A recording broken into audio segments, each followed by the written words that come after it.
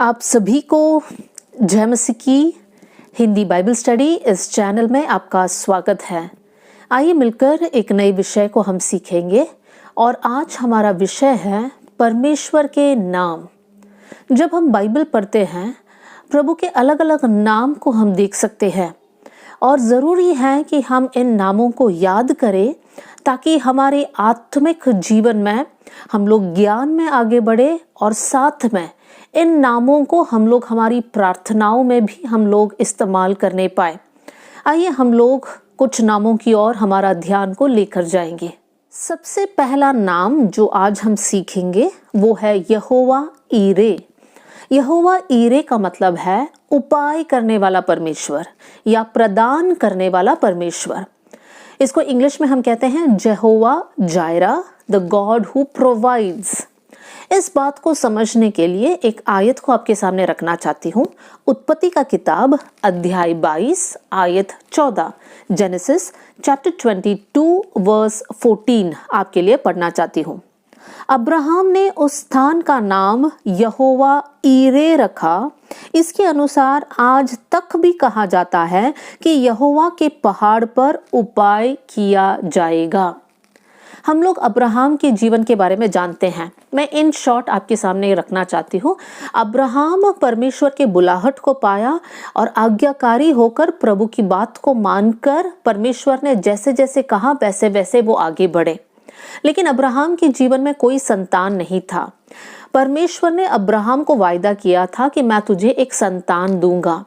और जब अब्राहम बहुत बूढ़ा हो चुका था तब परमेश्वर अपना वायदा अब्राहम के जीवन में पूरा करता है। अब्राहम और सारा दोनों बहुत खुश है एक संतान प्राप्त करके। लेकिन हम अध्याय 22 में देख सकते हैं कि अब्राहम के जीवन में एक परीक्षा। परमेश्वर अब्राहम को बुलाता है और कहता है कि तेरा इकलौता पुत्र जिसको तू बहुत प्रेम करता है उस पुत्र को लेकर मोरिया पर्वत पर जाना और वहां पर अपना बेटा को मेरे लिए एक बलिदान करके चढ़ाना। यहाँ पर अब्राहम ना दाएं देखता है ना बाएं देखता है, प्रभु की आवाज को सुनता है और प्रभु पर विश्वास रखने के कारण अब्राहम आज्ञा मानता है। अपना बेटा इसहाक को लेकर जैसा परमेश्वर कहता है वैसा मोरिया पर्वत की ओर जाता है। रास्ते में भी इसहाक अपने पिता अब्राहम से पूछता है कि पिता हमारे पास लकड़ी है, आग है, चूरी है, सब कुछ है, लेकिन उस बलि चढ़ाने के लिए भेड़ कहाँ है? वहां पर अब्राहम कहता है कि परमेश्वर उपाय करेगा। और उस पहाड़ के ऊपर चढ़ने के बाद अब्राहम सब कुछ तैयार करता है और वेदी को तैयार करने के बाद अपना बेटा इसहाक को बलिदान चढ़ाने के लिए उस वेदी पर रखता है और चूरी उठाता है ताकि वो इसहाक को मारे। वहां पर परमेश्वर अब्राहम को बुलाता है और कहता है कि तू अपना बेटा पर हाथ नहीं रखना। यह अब्राहम के जीवन में एक परीक्षा था और अब्राहम प्रभु की आवाज को सुनता है और अपना बेटा इसहाक को उस वेदी से उतार देता है। फिर अब्राहम अपना आंख उठाकर देखता है तो अब्राहम को क्या दिखता है कि वहां पर झाड़ियों के बीच में एक मेंढा फंसा हुआ है और अब्राहम मेंढा को लेकर प्रभु के लिए एक बलिदान चढ़ाता है। और अब्राहम कहता है कि यहोवा ईरे, उपाय करने वाला परमेश्वर, प्रदान करने वाला परमेश्वर। मेरे प्रियो, हम यहाँ पर देख सकते हैं कि अब्राहम के जीवन के लिए परमेश्वर ने कैसे कार्य किया। तो आज हमारे जीवन में भी परमेश्वर यहोवा ईरे है। मतलब हमारे जीवन में भी बहुत सारी जरूरत है और इन जरूरतों को लेकर हम लोग दुआ करते होंगे कि प्रभु मेरे जीवन में ये मुझे चाहिए, प्रभु हमारे परिवार के लिए ये जरूरत है, प्रभु हमारे संतानों के जीवन में ये बातों की जरूरत है, प्रभु मेरे भविष्य के लिए मुझे ये चाहिए। इन सारी बातों को लेकर हम लोग प्रार्थना कर रहे होंगे। मेरे प्रियो, आप विश्वास को रखिएगा, परमेश्वर यहोवा ईरे है, प्रभु प्रदान करेगा। देखिए, परमेश्वर हमारे सुख विलास के लिए नहीं देगा, लेकिन परमेश्वर हमारी ज़रूरतों को 100% पूरा करेगा। इसलिए मत्ती 6:33 में इस प्रकार लिखा है, पहले उसके राज्य और धार्मिकता की खोज करो तो ये सारी वस्तुएं तुम्हें मिल जाएगी। जब हम विश्वास योग्य होकर, आज्ञाकारी होकर प्रभु के पीछे पीछे चलेंगे, परमेश्वर के वचन के अनुसार हम चलेंगे, तब हमारे जीवन की हर एक जरूरतों को परमेश्वर पूरा करेगा, क्योंकि परमेश्वर का नाम है यहोवा ईरे, उपाय करने वाला परमेश्वर। तो मेरे प्रिय भाई बहनों, आपकी हर एक जरूरतों को परमेश्वर जानता है, और आपकी जीवन की जरूरत कुछ भी क्यों ना हो, आपके बच्चों की शादी से लेकर आपका भविष्य हो, पढ़ाई हो, एडमिशन हो, कुछ भी क्यों ना हो, परमेश्वर सही समय पर आपके जीवन के लिए उपाय करेगा, या फिर सही समय पर प्रभु आपके जीवन में वो बातों को प्रदान करेगा। आइए हम लोग आगे बढ़ेंगे। आइए हम दूसरा नाम की तरफ जाएंगे, और परमेश्वर का जो दूसरा नाम आज हम सीखने जा रहे हैं वो है यहोवा राफा। यहोवा राफा का मतलब है चंगा करने वाला परमेश्वर। इस बात को समझने के लिए हम लोग पढ़ेंगे निर्गमन का किताब अध्याय 15 आयत 26, एक्सोडस चैप्टर 15 वर्स 26 आपके लिए पढ़ना चाहती हूँ। यदि तो अपने परमेश्वर यहोवा का वचन तन मन से सुने और जो उसकी दृष्टि में ठीक है वही करे, और उसकी आज्ञाओं पर कान लगाए और उसकी सब विधियों को माने, तो जितने रोग मैंने मिस्रियों पर भेजे हैं उनमें से एक भी तुझ पर ना भेजूंगा, क्योंकि मैं तुम्हारा चंगा करने वाला यहोवा हूँ।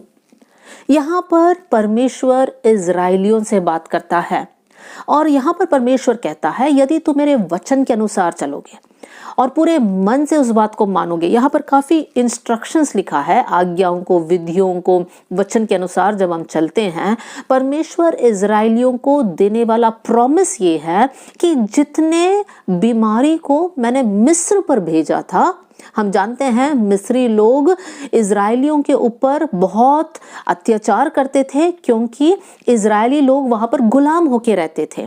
तो परमेश्वर कहता है मैंने जो जितने भी पीड़ाएं या जितने भी बीमारी को मिस्र लोगों पर भेजा, उनमें से एक भी तुम पर नहीं भेजूंगा, क्योंकि मैं तुम्हारा चंगा करने वाला यहोवा हूं। और इब्रानी में इस शब्द है यहोवा राफा। तो मेरे प्रियो, इसका क्या संदर्भ है? इस आयत का क्या संदर्भ है? हम लोग जानते हैं इजरायली लोग मिस्र देश में गुलाम होके रह रहे हैं, और मूसा के नेतृत्व में, लीडरशिप में, वो इजरायली लोग मिस्र देश से निकलकर छुटकारा पाकर वो लोग अपने वायदे की देश की ओर बढ़ रहे हैं। और थोड़ी देर में इजरायलियों को पता चलता है कि मिस्र के लोग हमको पकड़ने के लिए हमारे पीछा कर रहे हैं। परमेश्वर वहां पर अद्भुत कार्य करता है, लाल समुंदर को दो कर देता है, और उस समुंदर के बीच सूखी भूमि पर इजरायली लोग चलकर पार करते हैं। लेकिन जैसे ही मिस्र लोग उनका पीछा करने की कोशिश करते हैं, लाल समुद्र फिर एक हो जाता है और वो लोग उस समुद्र में डूबकर मर जाते हैं। उसके बाद वहां पर प्रभु के लोग बहुत आनंदित हैं, वो लोग गीतों को गा रहे हैं, प्रभु की आराधना कर रहे हैं, और फिर ऐसे जगह पे पहुंच जाते हैं जहां पर उनके लिए पानी कड़वा है।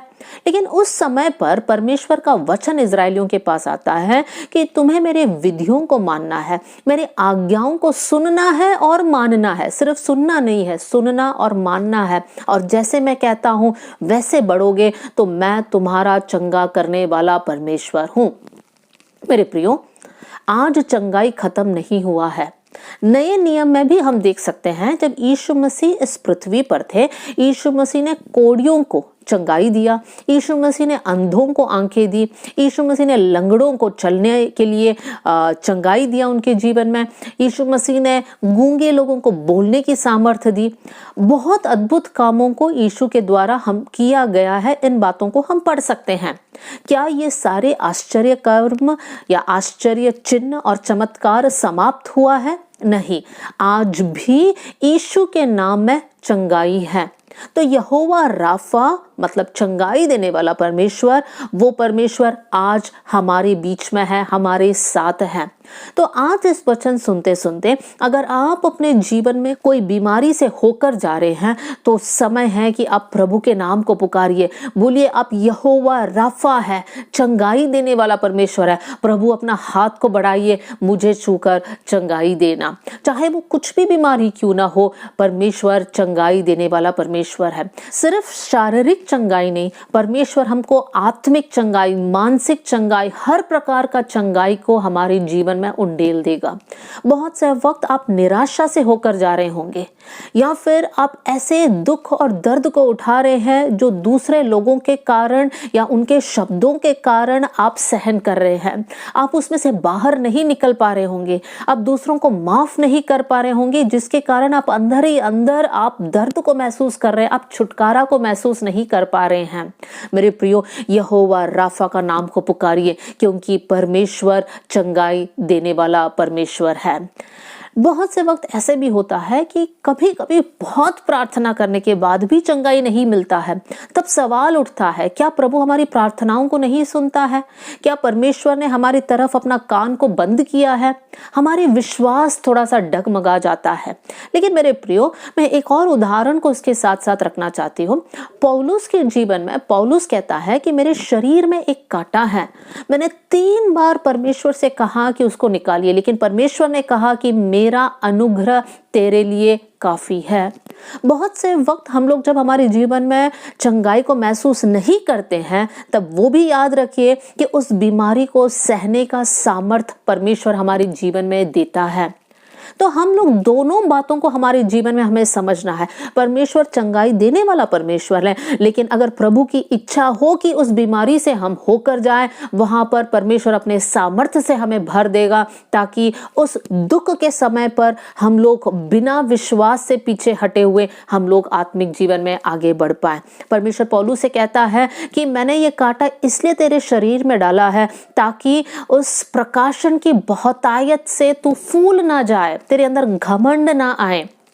प्रभु हमारे जीवन के बारे में सब कुछ जानता है और प्रभु हमारी हानि के लिए कुछ नहीं करता है। प्रभु पर भरोसा रखिए और ये बात को विश्वास कीजिए कि जितने लोग प्रभु से प्रेम करते हैं उनके लिए जो भी होता है उनकी भलाई के लिए होता है। परमेश्वर आपकी हानि के लिए कुछ नहीं करेगा, जो भी करता है आपकी भलाई के लिए करता है। तो प्रभु पर विश्वास रखिए, भरोसा रखिए, यहोवा राफा को पुकारिए, वो परमेश्वर चंगाई देने वाला परमेश्वर है।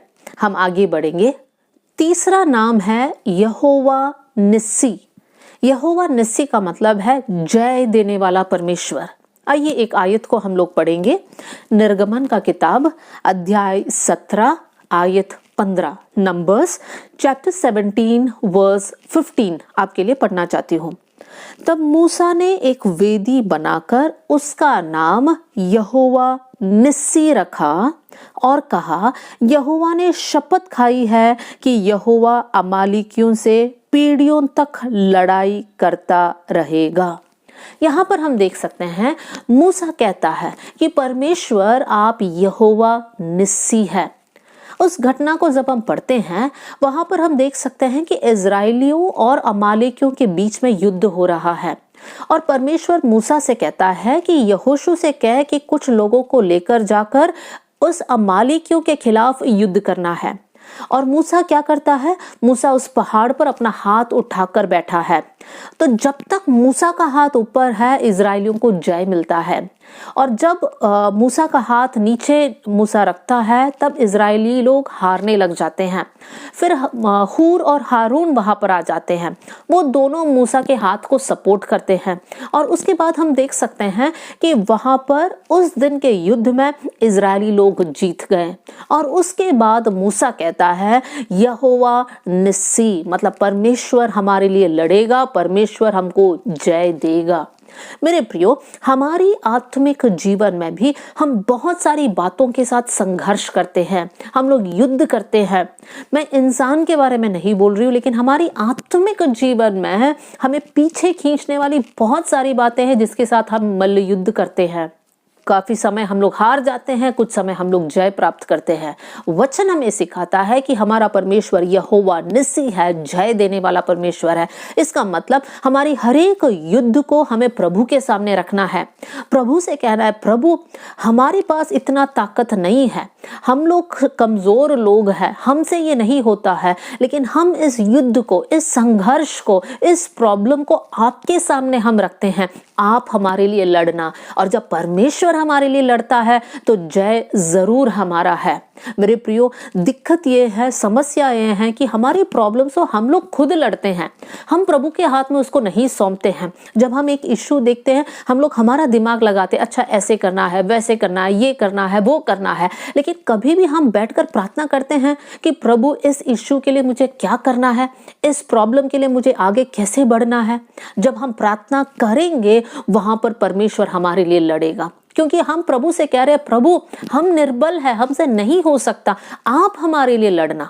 तो मेरे प्रिय भाई बहनों, जो भी समस्या से आप होकर जा रहे हैं, फॉर एग्जाम्पल आपके जीवन में आपको बहुत गुस्सा आता होगा और आप बहुत कोशिश कर रहे होंगे इस गुस्सा के ऊपर मुझे जय पाना है। आप ट्राई कर रहे हैं, कोशिश कर रहे हैं, ये आर्टिकल पढ़ रहे हैं, वो कर रहे हैं, ये आप वीडियो देख रहे हैं ताकि आप गुस्सा के ऊपर जय पाए, और लेकिन हो नहीं रहा है।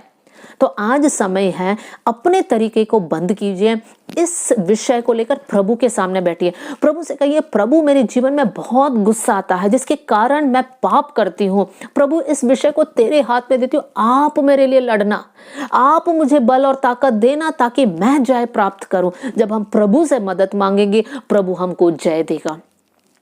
बहुत सारे वक्त ये देखा जाता है, जब परिवार के अंदर पति पत्नी के बीच में लड़ाई होता है तो दोनों आपस में लड़ते हैं, दोनों एक दूसरे को दोष देते हैं, और जब भी वो लोग सुलझाने की कोशिश करते हैं, एक दूसरे को दोष दे देकर वो लोग जो है, उस परिवार का हालत बहुत बेकार हो जाता है।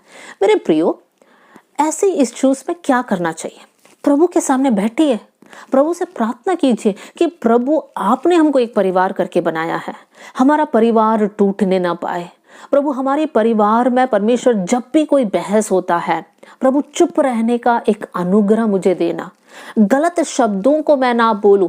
इस प्रकार आप प्रभु से प्रार्थना करेंगे, प्रभु की मदद को मांगेंगे, प्रभु से कहेंगे, प्रभु हमारा परिवार टूटने ना पाए, जितनी भी शैतानी शक्तियां हमारे परिवार को तोड़ने की कोशिश कर रहा है, उन सारे शक्तियों को प्रभु यीशु के नाम से हम डांट देते। प्रभु आप हमारे लिए लड़ना कर जब हम बोलते हैं, परमेश्वर वहां पर उतर आकर हमारे लिए कार्य करेगा।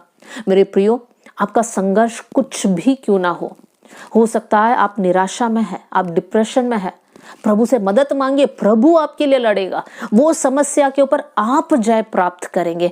तो मेरे प्रियो, जब हम प्रॉब्लम में है, हम एक युद्ध के बीच में है, जब हम प्रभु की मदद को मांगते हैं, परमेश्वर हमारे लिए लड़ता है और हमारे जीवन में हम लोग जयवंत से भी बढ़कर हम लोग जीवन को आगे बढ़ा सकते हैं।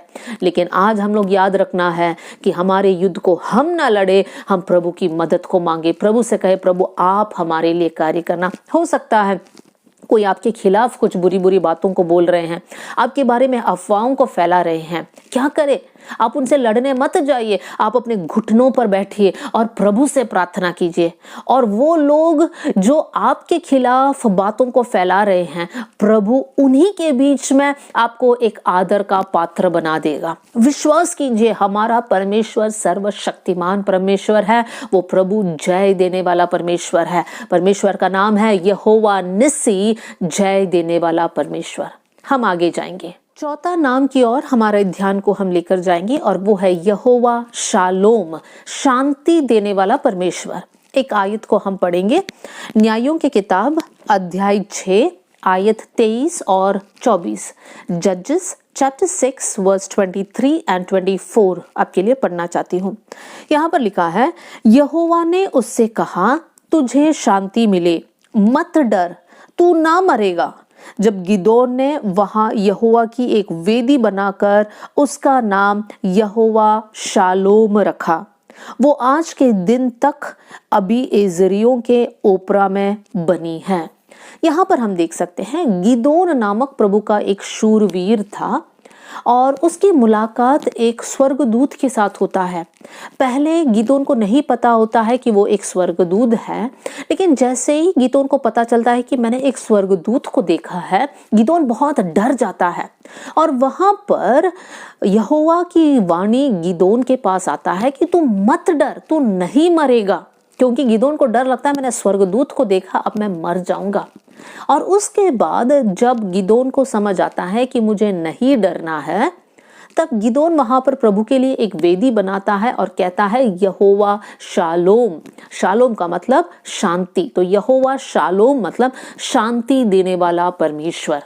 मेरे प्रियो, हमारे जीवन में भी अगर हम लोग ऐसे संदर्भ से, ऐसी परिस्थितियों से होकर जा रहे हैं जहां पर शांति की कमी है, मतलब बेचैनी है, चिड़चिड़ापन है, या फिर बहुत डर लग रहा है, तो आपको अपने आप से कहना है कि यहोवा शालोम मेरे साथ है। परमेश्वर के बहुत सारे नाम हैं। यशायाह की किताब अध्याय 9 आयत 6 में हम देख सकते हैं कि वो शांति का राजकुमार है। रोमियो की पत्री अध्याय 16 आयत 20 में हम देख सकते हैं कि शांति का परमेश्वर शैतान को तुम्हारे पैरों के नीचे कुचल देगा। मेरे प्रियो, परमेश्वर का नाम है शांति का परमेश्वर। जब वो परमेश्वर हमारे साथ है, हमारे अंदर वास करता है, तो हमारे अंदर क्या होगा? शांति होगा। देखिए, जब भी एक इंसान उद्धार प्राप्त करता है तो वो अपने जीवन में एक अलग शांति को महसूस करता है, और वो शांति हमारे समझ से परे है। मतलब इस संसार में हमें उस प्रकार की शांति नहीं मिलता है जिस प्रकार की शांति परमेश्वर हमारे जीवन में देता है। अपने जीवन को देखिए, क्या उस शांति को इन दिनों में आप महसूस कर पा रहे हैं? मेरे प्रियो, हमारा परिस्थिति कठिन होगा, हम लोग संघर्ष से होकर जा रहे होंगे, लेकिन फिर भी मन में एक शांति कि परमेश्वर मेरे साथ है, परमेश्वर सब कुछ संभालेगा, परमेश्वर नियंत्रण में है, प्रभु मेरी हानि के लिए कुछ नहीं करेगा। इस प्रकार का एक विश्वास और भरोसा शांति के साथ हमारे जीवन में भर जाता है। मेरे प्रियो, अगर आज आप अपने जीवन में अशांति को महसूस कर रहे हैं, प्रभु के नाम को पुकारिए, परमेश्वर आपके जीवन में शांति को देगा। वचन में लिखा है, यीशु मसीह चेलों से कहता है कि मेरी शांति मैं तुम्हें दिए जाता हूं। क्योंकि शांति हम लोग दुकान से नहीं खरीद सकते हैं, वो सिर्फ परमेश्वर की ओर से है। आत्मा का फल में हम देख सकते हैं, उसमें प्रेम, आनंद, शांति। जब पवित्र आत्मा अपना काम हमारे जीवन में करता है, जब हमारा जीवन फलवंत होता है, तब हमारे जीवन से शांति को हम महसूस करेंगे और दूसरे लोग भी हमारे जीवन से वो शांति को महसूस करेंगे। तो मेरे प्रियो, अगर आप अशांत हैं, आपको डर लगता है, या फिर आप बेचैन हैं, तो आप यहोवा शालोम उस नाम को पुकारिए, और वो नाम का मतलब है शांति देने वाला परमेश्वर। पांचवा नाम जो आपके सामने रखना चाहती हूँ वो है यहोवा रोही, मतलब यहोवा मेरा चरवाहा।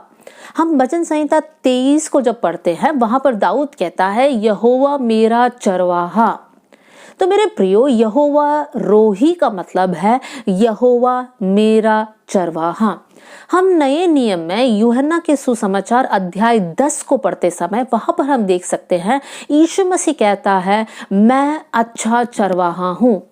और हम चरवाहे की विशेषता को वहां पर पढ़ सकते हैं। चरवाहा अपने भेड़ को जानता है, नाम लेकर बुलाता है, उसको हरी चराइयों की तरफ लेकर जाता है, अनंत जीवन से भर देता है, अपने दुश्मनों से बचाता है, मतलब जंगली जानवरों से बचाता है। ये सारी बातों को हम लोग यूहन्ना की सुसमाचार अध्याय 10 में पढ़ सकते हैं। मतलब परमेश्वर कौन है? यहोवा रोही, मतलब मेरा चरवाहा। और हमारा चरवाहा बहुत अनोखा चरवाहा है। वो चरवाहा ने अपना जान हमारे लिए कुर्बान किया ताकि हम अनंत जीवन पाए। और वचन में लिखा है कि चोर आता है चोरी करने, घात करने और नष्ट करने, लेकिन उस चोर से बचाने का काम हमारा परमेश्वर हमारे लिए करता है। तो मेरे प्रिय भाई बहनों, जब हम लोग प्रभु के बारे में सोचते हैं, हम ये ना सोचें कि परमेश्वर ऐसा कोई शक्ति है जो मुझसे बहुत दूर है, मुझे रो रो कर गिड़गिड़ा कर प्रभु के नाम को पुकारूं तब जाकर प्रभु मेरा कुछ तो सुनेगा। ऐसा नहीं है। परमेश्वर हमारे साथ है। इसका मतलब ये नहीं है कि हम रोकर प्रार्थना प्रार्थना ना करें, हम लोग रो रो कर प्रेयर करें, लेकिन परमेश्वर हमारे साथ है। एक चरवाहा क्या करता है? अपने भेड़ बकरियों को संभालता है, अपने भेड़ को हरी हरी चराइयों में लेकर जाता है, अपने भेड़ को समय पर पानी देता है, उसको सुरक्षा देता है, उसको रहने के एक स्थान देता है। और इसलिए दाऊद कितने अच्छे से उस भजन 23 को लिखता है कि यहोवा मेरा चरवाहा है, मुझे कुछ घटी ना होगी। वो मुझे हरी हरी चराइयों में चराता है, वो मुझे सुखदाई जल के झरने के पास ले जाता है। देखिए उस आयत को जब हम लोग आगे आगे आगे पढ़ेंगे, वहां पर लिखा है कि मेरे शत्रुओं के बीच में मेज को बिछाता है। ऐसा चरवाहा जो हमारा दुश्मन शैतान से बचाता भी है और हमको आदर भी करता है। मेरे प्रियो, परमेश्वर हमारे लिए यहोवा रोही है, मतलब हमारा चरवाहा है। वो चरवाहा जो मेरी जरूरतों को जानता है, वो चरवाहा जो निरंतर मेरे साथ रहता है, वो चरवाहा जो मेरे नाम से मुझे पहचानता है, वो चरवाहा जो मेरे जीवन के बारे में उद्देश्यों को रखा है, वो चरवाहा जो चाहता है कि मेरे जीवन के द्वारा उनकी महिमा हर समय हो। इतना अच्छा चरवाहा मेरे साथ और आपके साथ है। क्या ये चरवाहा से आप बात करते हैं? क्या ये चरवाहा की बातों को आप मानते हैं? मेरे प्रियो, आज समय है हम हमारे जीवन को जांचें। क्या हम लोग अच्छे भेड़ के समान इस चरवाहा के पीछे पीछे चल रहे हैं या फिर अपनी मनमानी कर रहे हैं? मेरे प्रियो, आज हम लोगों ने यहोवा परमेश्वर के 5 नामों को सीखा है। हमारी प्रार्थनाओं में हम लोग ये नाम को इस्तेमाल करने पाए। हमने सीखा यहोवा ईरे, उपाय करने वाला परमेश्वर, यहोवा राफा, चंगाई देने वाला परमेश्वर, यहोवा निस्सी, जय देने वाला परमेश्वर, यहोवा शालोम, शांति देने वाला परमेश्वर, यहोवा रोही, यहोवा मेरा चरवाहा। बहुत सारे नाम बाइबल में हम देख सकते हैं, लेकिन मैंने ये 5 नाम आपके लिए बताया जो याद करने में काफी आसान है और हमारे डे टू डे लाइफ में ये हमारे लिए एक आशीष का कारण बनेगा। मेरे प्रियो, हमारा परमेश्वर एल शडाई है। एल शडाई का मतलब सर्वशक्तिमान परमेश्वर। वो परमेश्वर जो कुछ भी कर सकता है, जो बुढ़ापे में भी अब्राहम को संतान दे सकता है, जो लाल समुंदर को 2 कर कर इजराइलियों के लिए रास्ता खोल सकता है, वो परमेश्वर जो अपना दूत को भेजकर गिदोन से बात कर सकता है। मेरे प्रियो, वो परमेश्वर जो हमारे लिए चरवाहा है। तो क्यों ना आज हम लोग एल शडाई परमेश्वर के सामने अपने आप को समर्पण करेंगे और इस बात को कहेंगे, प्रभु आप सर्वशक्तिमान हैं, आपकी इच्छा मेरे जीवन में पूरी होने पाए। एक और नाम जो हम लोग इस्तेमाल करते हैं वो है अडोनाई परमेश्वर। अडोनाई का मतलब है वो मेरा लॉर्ड है, वो मेरा स्वामी है। मेरा स्वामी की इच्छा मेरे जीवन में पूरा होना है, मेरे स्वामी की आज्ञा को मुझे मानना है। और वो आज्ञा मानना मेरे लिए बोझ नहीं है, लेकिन मैं वो खुशी खुशी वो आज्ञा को मानकर मेरे स्वामी को मैं प्रसन्न करूंगा। कौन है आपके स्वामी? क्या टीवी आपके जीवन का स्वामी है? क्या इंटरनेट आपके जीवन का स्वामी है? क्या आपके दोस्त आपके जीवन के स्वामी है? मेरे प्रियो, होने पर सिर्फ और सिर्फ परमेश्वर यहोवा हमारे जीवन का स्वामी बने। आइए हमारी आंखों को बंद करेंगे और हम लोग प्रार्थना करेंगे। स्वर्गीय पिता, आज का वचन के लिए धन्यवाद। वचन सुनने वाले हर एक भाई और बहन के लिए मैं प्रार्थना करती हूँ, ये वचन उनके लिए एक आशीष का कारण बन पाए। प्रभु जी परमेश्वर, जितने लोग किसी बातों की जरूरत में है प्रभु, उनके लिए आप यहोवा ईरे बनकर प्रदान करना। प्रभु जी परमेश्वर, अगर कोई भी अपने जीवन में बीमारी से होकर जा रहे हैं प्रभु, आप यहोवा राफा है प्रभु, आप उनको चंगाई देना। प्रभु जी प्रभु, संघर्ष के बीच में से होकर जाने वालों के लिए आप यहोवा निस्सी है, इसलिए धन्यवाद करते हैं। प्रभु जी प्रभु, डर बेचैनी से होकर जाने वालों के लिए आप यहोवा शालोम है, इसलिए धन्यवाद करते हैं। परमेश्वर पिता प्रभु, आप हमारा चरवाहा है, आप यहोवा रोही है, इसलिए धन्यवाद। एल शडाई सर्वशक्तिमान परमेश्वर प्रभु, आप हमारा स्वामी है, आप अडोनाई परमेश्वर है।